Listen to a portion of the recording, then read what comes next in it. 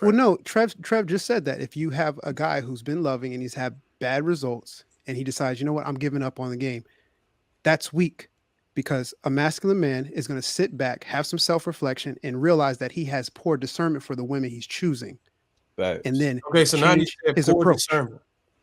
So Yeah. you're saying that he had poor. So now you're saying. All right. Well, now we're walking into a slippery slope because so now are you saying that every man who has bad experiences with women, they've had poor discernment? Do you? I mean, I'm sure that discernment absolutely helps you, but are you saying that women can't show you their representative for quite a while? I think that there is a component that there's a form of passion behind that it fuels that man. But I also understand like what Kenny's trying to kind of create. He's essentially trying to say like it's better to be a warrior in a garden than be a gardener in a war. It's sort of, I think it's like the juxtaposition. Like there's a lot of men who are for self rather than being selfless, right? There's a purpose behind it. And does love make you more masculine? I think it allows you to be grounded in your masculinity. I think there's a little bit more focus, right? But I don't think necessarily that it's packaged in the way that we tend to kind of see it in our current like popular culture, right? It looks completely different in terms of how it's packaged.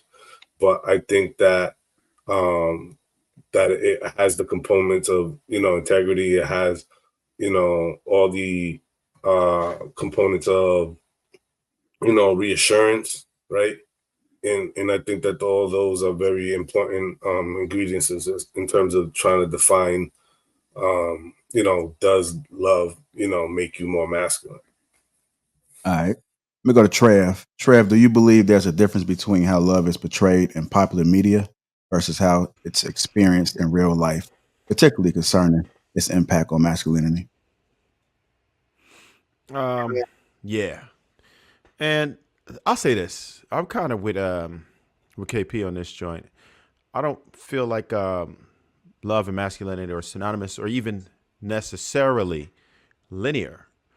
I think that they are absolutely independent. And from what the gentlemen were just talking about, love isn't the only thing that can fuel you. I can be fueled by hatred. I've seen many people who are fueled by hatred. So that is a form of love. That's a form of love. Yeah, I'm not with you. I'm not with you on that one. The only way you can hate something is love something. Hold on, y'all gotta let them finish. I don't. Yeah. I completely disagree with that. Hatred will have you do things that are completely different than loving someone. There's a reason why they're on the opposite sides of the spectrum. I will say that they are inverted. I'll say that's the similarity. They are inverted, but hatred is absolutely is different than love, in my opinion. I think that you can absolutely be masculine without necessarily loving. It's something different, right? It doesn't take away from it. I do strongly feel that masculine men can love. There is a different type of love that you can get, right? Me as a man, if I consider myself to be masculine, I can love. I will be a protector. I will be a provider. I will love my family. But it doesn't mean that I have to be a loving person to be masculine. That's the only point that I would make with that. I don't think that they're one and the same. You can have masculinity in the absence of love, in my opinion. So you was going to say something, Viz, about that? Yeah. And this may be a little off topic, well, still on topic, but a group of the most masculine, vicious warriors that we've ever known are the Athens, the Spartans, right? And the Spartans were who they were because they loved Sparta. They loved what it was that they were fighting for.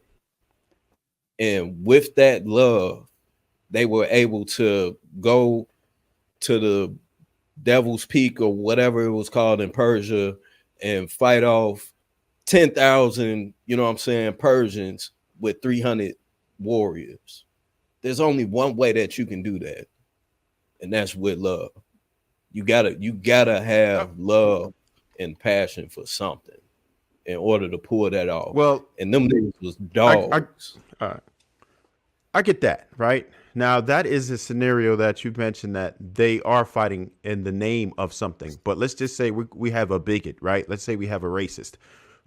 Maybe they just hate for whatever reason. There's some people who hate women, right? It doesn't mean that they love men. It just means that they hate women, and they will react because they hate women. You don't have to fight for the love of something. You can literally just hate something and be passionate about it without loving it at all.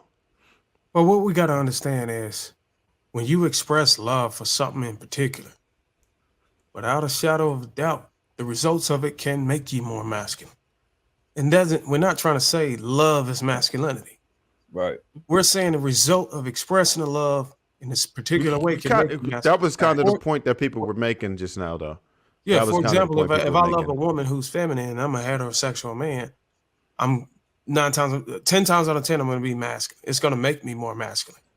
And if I love football as a sport, the workouts, being around the brothers and all those strenuous things I'm taking my body to, is going to make me more masculine emotionally and physically. So loving something in particular, the results of it can, in return, make you more masculine, depending on what it is. And I like what the gentleman said. He said you have the courage to do it. That means you have to be brave about expressing a love. And it makes sense because if you aren't, that means you're kind of insecure about something. So Darwin, what would you say about a man? What would you say about a man who just says, all right, look, you know, maybe he tried this love thing quite a few times. It didn't work out in the way that he wanted to, and he just decided to check out. Does that mean he can no longer be masculine because he just does not want to engage in that anymore? Maybe he just wants to worry about himself. Maybe he just doesn't want to love because it just didn't work out for him, right? Because maybe everybody who he ran into was a POS and it just didn't work out, right? So he did his vetting and he still got screwed, and he just like, you know what, man, I'm not doing this love thing. I'm cool. Does that make him no longer masculine? No. If he was masculine, making a decision on the best interest, on your best interest, doesn't disqualify you from being. It doesn't make you less masculine by making a decision for a sound judgment. I think it makes you weak. I would never sit up here and convince anybody listening that making sound judgment would make. No, not making a sound judgment. Not that. Well, that's considered sound judgment. Would you agree, Trav? No. If you have poor results and you say, I'm just going to give up on the game because I have poor results. I don't think he put the disclaimer that it was poor results. Well, no, Trev just said that if you have a guy who's been loving and he's had bad results and he decides, you know what, I'm giving up on the game, that's weak, because a masculine man is going to sit back, have some self-reflection, and realize that he has poor discernment for the women he's choosing. Right. And then so now you said his poor approach. discernment. So you're saying that he had poor. So now you're saying. All right. Well, now we're walking into a slippery slope, because now are you saying that every man who has bad experiences with women, they've had poor discernment? I'm sure that discernment absolutely helps you, but are you saying that women can't show you their representative for quite a while? Oh, absolutely. And then just absolutely. Trojan horse you? So would that be poor but discernment, or would that just be a POS woman getting into your life? It's right? both. Which one would it be? It's both.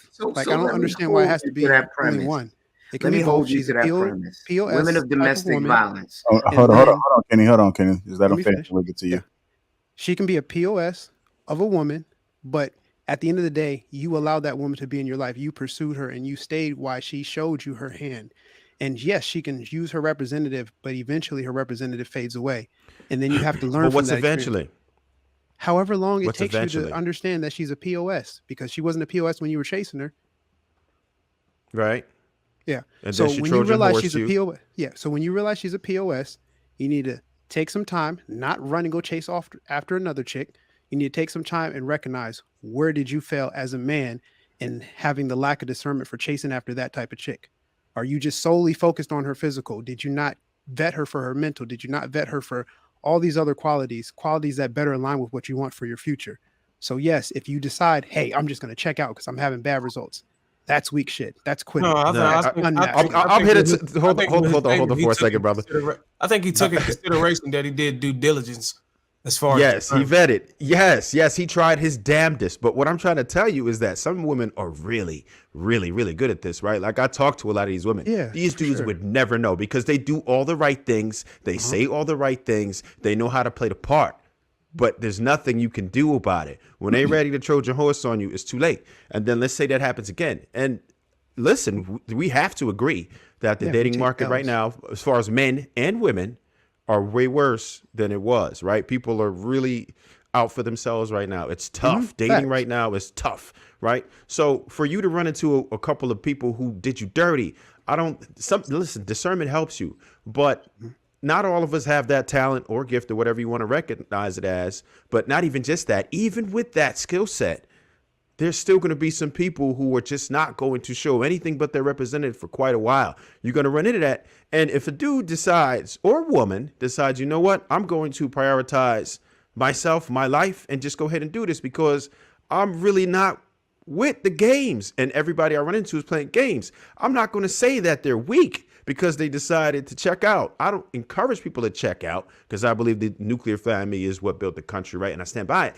But damn it, if all you getting is horrible results and you're doing everything right, you're not weak for saying the hell with that.